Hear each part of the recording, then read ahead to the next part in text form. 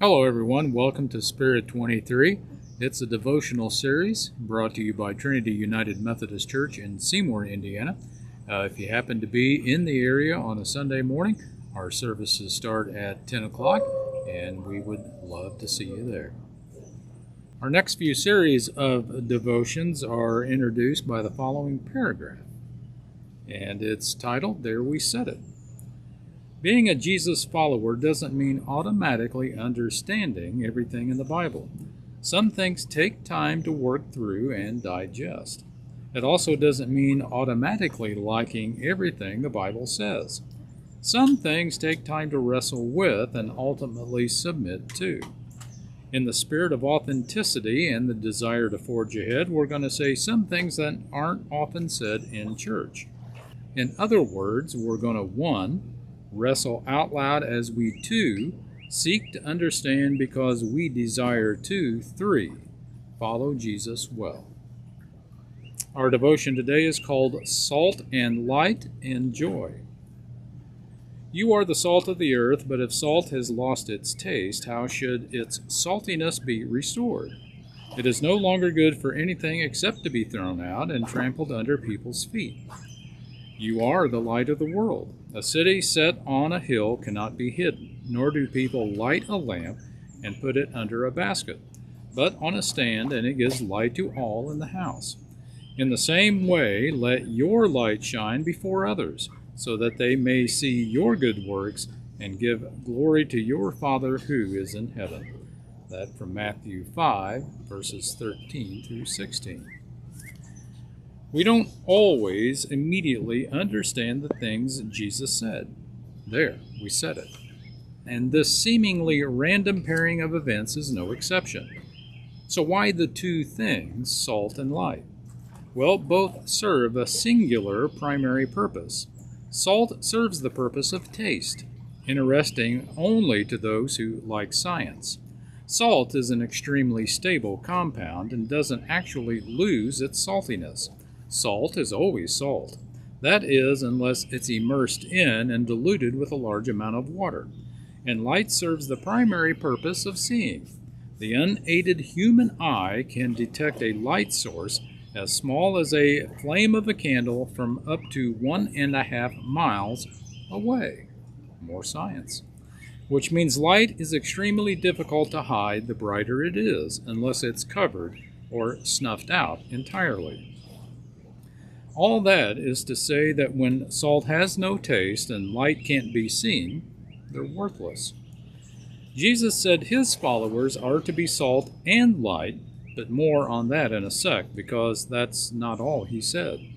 In Matthew 5, Jesus was preaching a longer sermon that included an important preamble to his analogy of salt and light.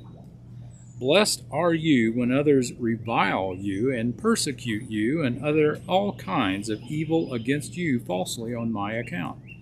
Rejoice and be glad, for your reward is great in heaven. For so they persecuted the prophets who were before you. You are the salt of the earth. In context, it's our response to the awfulness of other people that is supposed to emulate the qualities of salt and light. We're supposed to be different, flavorful, light-giving. Instead of responding in kind, we're supposed to be kind. More than that, we're supposed to count ourselves blessed, to rejoice and to be glad. Because when we're mistreated for our faith, it means we're not hiding it under a proverbial basket. The prophets didn't hide their faith. They were outspoken and faith-filled and willing to follow God in less than ideal circumstances. Their words and deeds were flavorful and counter to the culture. They shined their light for all to see, which meant mistreatment came with the territory. Being kind, joyful, and peace-filled because we're heaven-bound is absolutely counterculture. The typical response to insults and persecution is to hurl them back, to look out for number 1, to demand respect and never settle for second best, to get defensive or pouty, to speak our truth, especially when we sit behind a keyboard saying things we'd never say to someone's face. Just as salt's flavor is diluted by water, our faith and resolve to live by it is diluted by the world we live in. But as followers of Jesus, we're supposed to be different in all the wonderful ways he was different. His words were humble, interesting, substantial, and timelessly true. 2,000 years later, they haven't lost their flavor, and his qualities still shine like the sun. People are drawn to him just like we're drawn out of darkness by light. He loved people.